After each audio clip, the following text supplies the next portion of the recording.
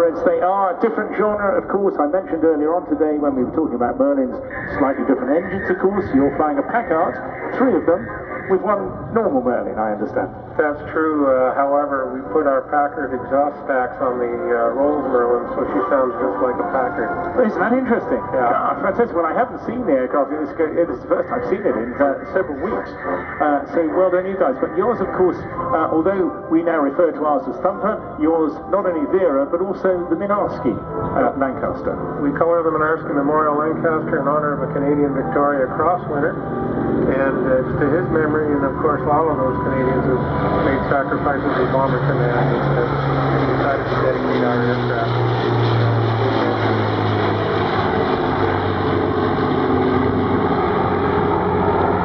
Yes, well, it truly was a Commonwealth effort, of course, and we must remember, in addition to the lives given by the British, but also there are in excess of 50,000 Canadians flying with the Royal Air Force in the Second World War as well. Certainly, Canadians made up much of the strength of the RAF units throughout the war. In fact, 100 Canadians flew in the Battle of Britain. An impressive total of 7,377 Lancasters were built between 1941 and early 1946. Of these, some 3,500 were lost on operations and another 200 or so destroyed or written off in crashes.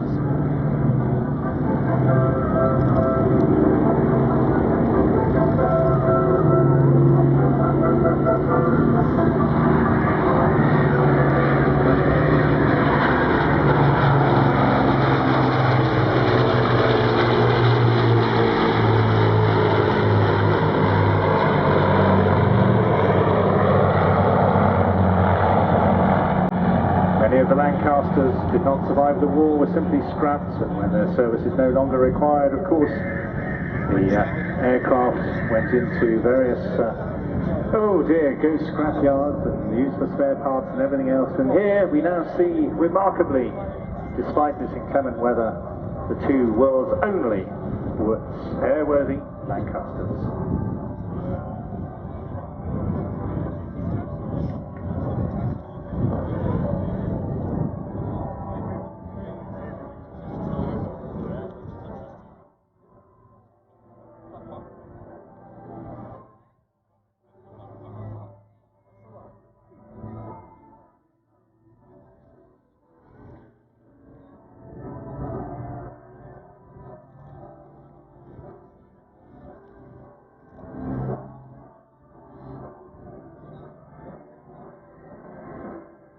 So as Keith has adequately and very clearly outlined the contribution of the Royal Canadian Air Force pilots and crews, of course, let us remember the 55,000 plus who gave their lives during the Second World War, the many fresh-faced young men